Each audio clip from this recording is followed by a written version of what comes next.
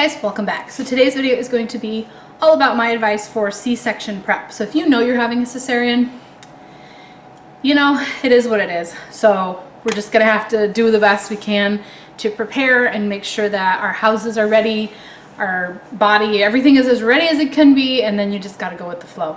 Now sometimes, like my last child, it was an emergency C-section. I didn't know I was going to have one. Luckily, my big sister had one previously, so she kind of helped me out and, you know, give me some advice. But these are things that I wish I'd known for my first one, and now I'm going into my second one. Super duper pregnant, if you couldn't tell. So now I'm about to embark on my second C-section, if you couldn't tell.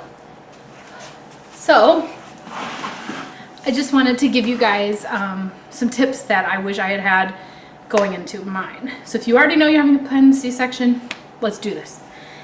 Okay, so number one is accept it, get over. I grieved the loss of that like natural birth. Not natural, like I wanted the epidural and pain meds, but I didn't, the vaginal birth, you know, and you just got to get over it. You're not any less of a woman. Your birth is not any less of a beautiful experience. Sure, the recovery is gonna suck, but like you might not bleed as much as a normal vaginal birth person, so sucks to be them.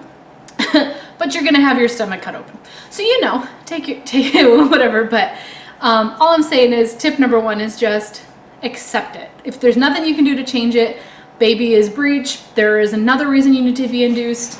You know, you just have to go with the flow and don't beat yourself up about it. Number two is expect swelling, because they're pumping you full of fluids, like so many fluids. Like you get an IV before the surgery, you get them during the surgery. You're gonna be so swollen after birth. You think you're swollen during pregnancy, at the end you're like 39 weeks and like you can barely move your hands and your shoes don't fit and they like leave lines in your skin.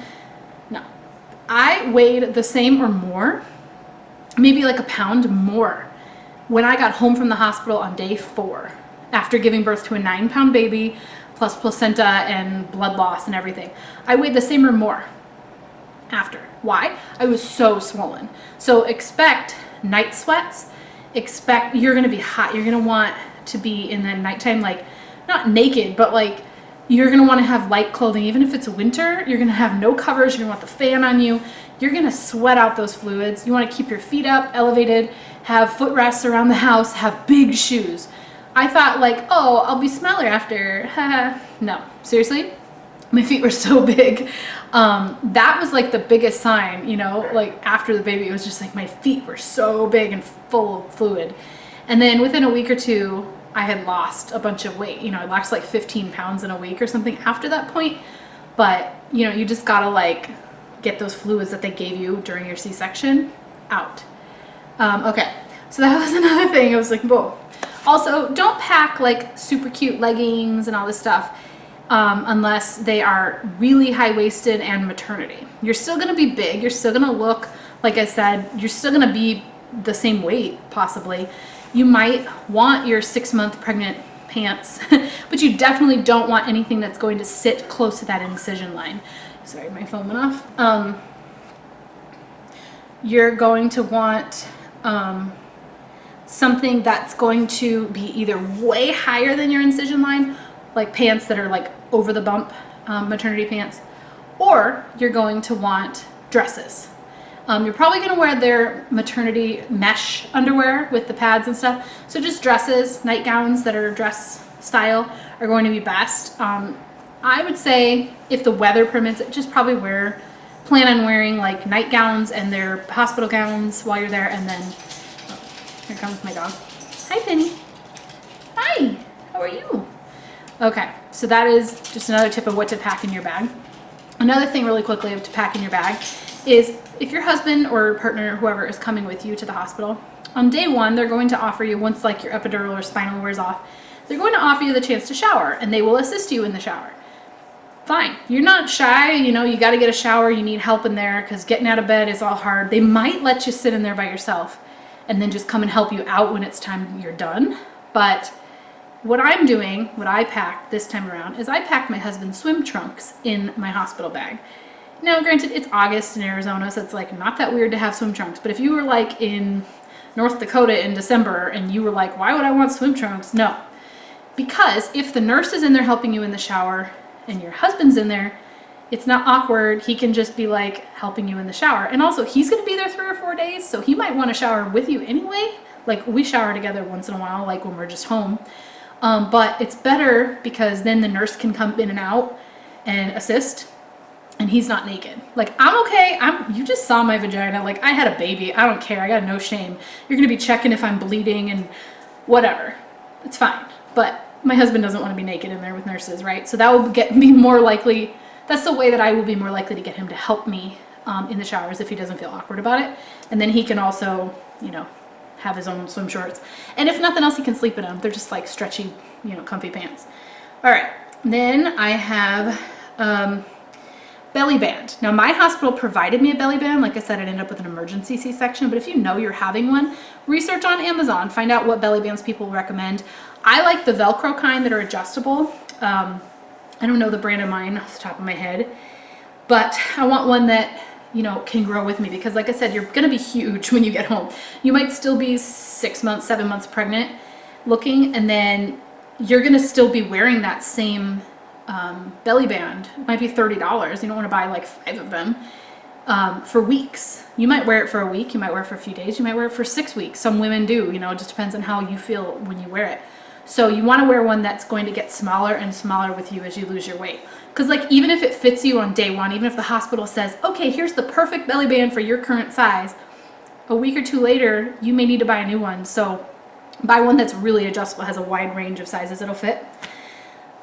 So you are not going to want to bend after you have a C-section. So I recommend a power cord, power strip, you know, extension cord for things like your cell phone charger, which mine is currently plugged in over here. You can't see it, but and I think that every woman should have one at the hospital, not just C-section, but because sometimes the cord is like behind, the outlet is behind the bed, behind your headboard. So one, you can barely even get to it. I'm going to have my husband, you know, plug in my power strip or the extension cord, but you also don't want to be asking them every time you want to get it because I'm on my phone constantly. This is the only form of entertainment I'm bringing this time around because I'm not planning on laboring. I'm going to get there at 10:30 and I'm going to be on the operating table at 12:30 and have the baby by 1:30 and be out of there. So yes, I'm going to be there for 3 days, but I'm going to have my phone. I'm going to watch YouTube. I'm going to, you know, catch up on my shows on Netflix on my phone. So I definitely want my phone charger and I want to be able to charge my RAV. We call them, they're like your portable chargers, you know? So I want to be able to do those things, but in order to do that, I need a phone charger, and then I don't want to have no access to my phone while my phone is charging. Do you know what I mean? So bring an extension cord. It might be far away. You're not going to be able to bend to the outlet every time you want to unplug your charger or change which device you're charging, whether it's your iPad or your Kindle, your laptop or whatever. Same goes for bending to pick things up off the floor. So you want to bring things that are going to prevent you from having to do that, like slip-on shoes. You don't want to have to be doing sandal buckles and tie-in laces and stuff. Forget that. Your feet are going to be swollen anyway. You're going to want to walk around the hospital. You don't want anything constricting or anything you have to bend down to put on, because then you feel like pathetic. You're like, honey, can you put my shoes on? Honey, can you help me get the back of my slipper over my heel? Slip-ons, way to go.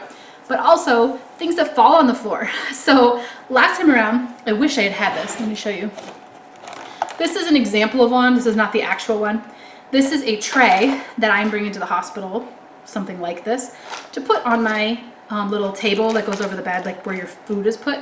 Now this one has makeup in it, but for example, that is one, because my things like my chapstick tube, my hair ties kept disappearing, falling into the bed, falling onto the floor, and I kept having to go and pick them up and have someone else pick them up for me because I couldn't bend over, and searching for them, and 2 in the morning, you don't want to turn the light on, and you can't go get the light switch because getting out of bed is like a 5-minute process and you need assistance.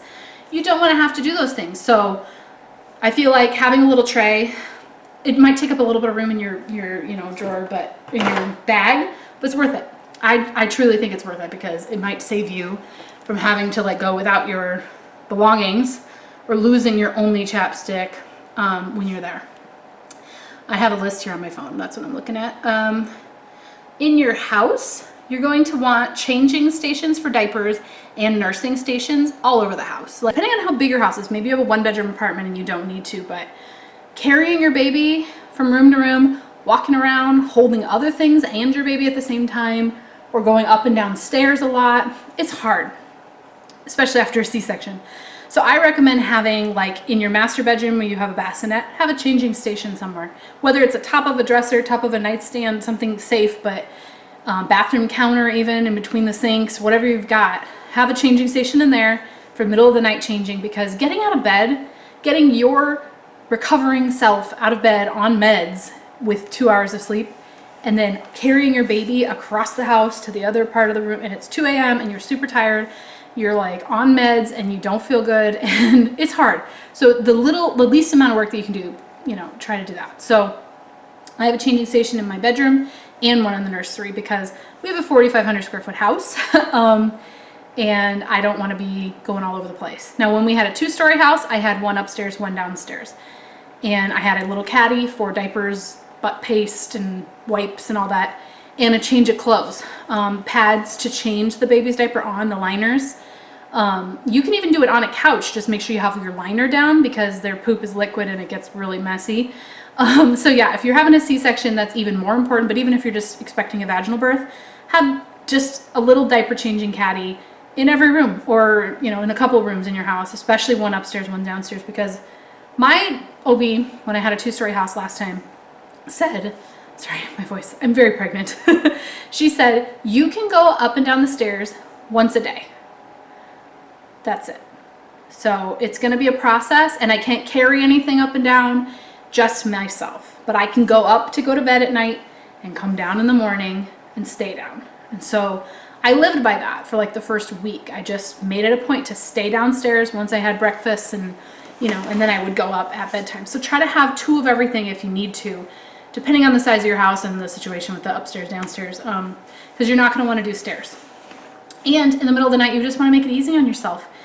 You're just tired and you're hurting, and getting out of bed is hard enough.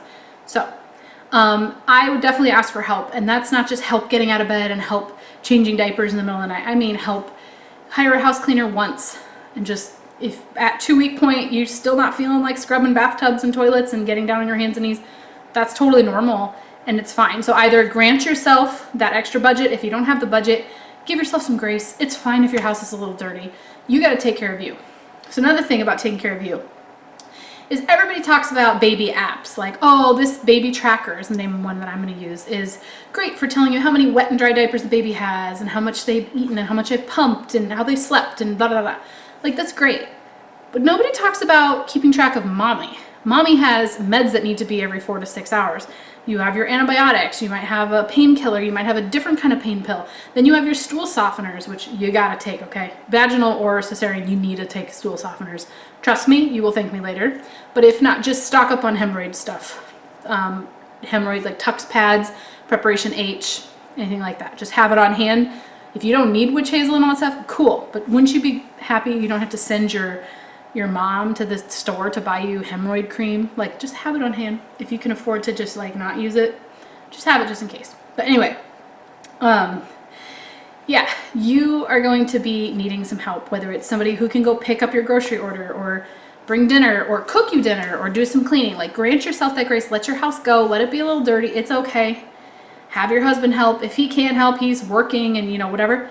Hey, you got that neighbor down the street who always talks about cute babies, or, you know, you've got a cousin, or you've got somebody who wants to come over, or they stop by to visit. Instead of just saying, hey, oh, it's so good to see you, let's chat. You can be like, can I have 15 minutes to go get a shower and start dinner? Or can you wash the dishes in the sink? Can you load the dishwasher because it's really hard for me to bend down? It's okay to ask for help. That's all I'm saying. Just plan on it. Plan on asking for help for cleaning, for meals, for taking care of you. You need to make sure you're keeping a log of your medicine. When did they lapse? Like, you don't want to let that pain pill lapse. Unless you're ready to go off of it, you'll know. Your incision will start hurting really bad. Your abdominals, like everything in that area. Every time you get up and sit down, you'll be like, oh my God, oh, gotta wear your belly band. But seriously, keep a log. It's not just about whether the baby pooped 3 times today and had 5 wet diapers. Like, that's cool, but who's taking care of you? You know what I'm saying? I feel like that gets so forgotten. You know, get a manicure and a pedicure before you have a baby so you don't have to think about it. You're not going to be bending to paint your toes like you're into you after you have a surgery. Now, nor will you have time or the desire. So, like, if that's something you need to take care of yourself, or self-care that you feel like you need, do it ahead of time. Plan ahead. Be prepared for that. I think those are kind of maybe small things for some people, but you want to feel like you. Let's see. Easy baby clothes. So just buy a couple of different styles and then you'll know what you like and then you can buy more. So like some people like what they call gownies. Like it's like a long sleeve onesie but it has no legs. They just like, it goes to their ankles like a mermaid or something, and it has like a little bit of elastic around their ankles. So you don't have to do snaps or zippers, you just pull it up, you know, it's at their ankles. I don't like those. Some people like only onesies and then they do swaddle blankets. Some people like snaps only, or magnetic onesies, sleepers only, or you'll know, but you may not know until after baby's here. Figure out what it is that you like, because you're going to be changing 12 diapers a day, sometimes 10, sometimes 20 diapers a day. So like if you want to put them in matching foo-foo outfits every single time, that's cool. But when you're not sleeping a lot and you just had surgery and you don't want to have to keep digging through dresser drawers, like have easy access to them in like a little bin by the changing table. Or, you know, maybe once a day you put in a couple extra outfits. Every time you use one, you put one in or something, because when you're hurting, when your pain meds aren't not quite working, or you let them lapse on because you weren't taking care of yourself, told you, gotta do that. Then you want to have something in easy access. You don't have to bend in the bottom drawer of the dresser to grab pants for the baby. And you know what? Have some grace with yourself. Be okay with your baby not looking like a movie star's kid every day, all day. The truth is, do they have a diaper on? Are they too cold? Okay, then fine. Like leave them in whatever they're in. Like if it's not that dirty, like it's fine. You don't need to like shower twice a day if you're normally a twice a day shower person. You don't need to have your hair curled. Buy some dry shampoo and it's fine. Nobody cares. So just let yourself go a little bit. But if it's something that's important to you, make time, make it a thing. Ask for help so you can have it. Okay, almost done here, but don't throw your pregnancy pillow out the moment you give birth. That's going to be super helpful when you have a C-section, because yes, you can sleep on your back now, but like if you roll to your stomach, you're going to regret it. So it'll help you stay within those lines and it won't let you turn all the way over. You want a good nursing bra with a hair tie, and I recommend the hair tie because if your bra straps, you know, if you have one of those clasps bras, like if your hair's longer, they're always in the way. So just have hair ties everywhere you go, and then a nice nursing bra. But the nursing pillow that I recommend is called the Breast Friend pillow, My Breast Friend, not the Boppy. Boppy's fine. I own one of those too, and I do use it, especially when I'm like more experienced at nursing, when the baby's a little better at it. But I don't want one of those at the beginning because that doesn't do anything to protect my incision. I want something that's going to keep the baby high up by my boobs and not let them sink down low by that cesarean scar. So the Breast Friend buckles around right underneath where your bra strap would go. And so it keeps the baby up high, and then you don't have to worry about them sliding down or sinking down, or over time you find your posture like this because your baby's falling down. Keep the Breast Friend buckled tight up under your boobs, and then the baby is supported by that and won't lean on your incision. And I recommend that one. It's about 30 bucks, I think, 35. It can be more if you want like fancy covers, but like the most basic version is worth it. Your milk will come in. Don't panic. Like, you're going to be in the hospital and you probably won't have milk. You'll have colostrum and it won't be much. It'll be like, I don't know, the size of a mascara tube, like that amount in a little tube would be a lot. Like you might make a teaspoon at a time. That's okay. Your baby is fine. Some women worry that when they have a cesarean, like their body didn't get the memo that they gave birth, and so their milk isn't going to come in. Your milk is going to come in. It's fine. But be ready when it does.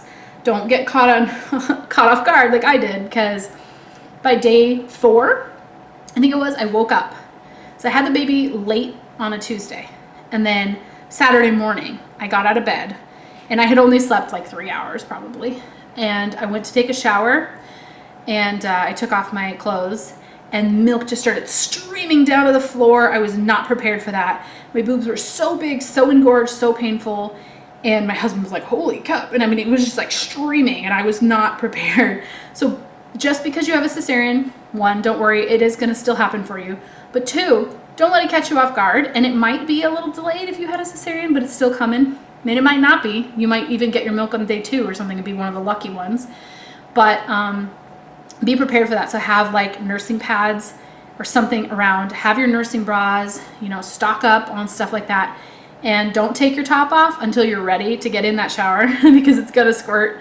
Pump, hand express if you need to just relieve the pressure for engorgement. But like, I think after a cesarean, you just don't even realize, like, you're just like, oh my gosh. And seriously, I made a mess. It was bad. And then I kept doing it because I'm dumb. And like every day I would get ready for my shower. And I'm just used to like walking around naked while like the water's warming up and stuff. No, wait till the last second to take off your top, promise. It'll be fine. Stool softeners, pads, underwear. I wore the mesh underwear as long as I could until I like didn't need them anymore. It was probably like week 2. They let me take home some extras, and they're just really comfortable, but they have different sizes. So people think they're one size fits all. I got the plus size ones last time from the hospital and they were amazing. So if you're like on the verge of plus size, you can ask for plus size. Some women like them tight though, because it keeps the pad like right up against you. So for your cesarean though, you're going to bleed. People think that if you have a cesarean, you're not going to bleed. You still will, because it's not that your vagina was bleeding from giving birth. It's your uterus shedding, whatever. And you made extra blood while you're pregnant. It's got to go somewhere, blah, blah, blah. So you're still going to have clots. You're still going to pass blood, and that's okay. So don't think just because you're having a cesarean that you don't need to have special, pads around the house. You will. You can't use tampons, whether you gave birth vaginally or not. And also you want underwear that are very, very high-waisted if you're not going to wear the mesh underwear, not the low-rise ones.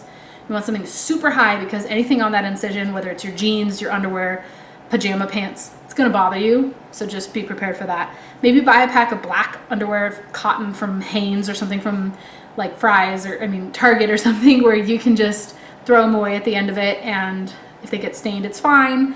But you want them to be really high-waisted because you'll be grateful. All right, I think one more thing. If you already have a toddler, this is something I talked about recently in my 36-week pregnancy update I just filmed.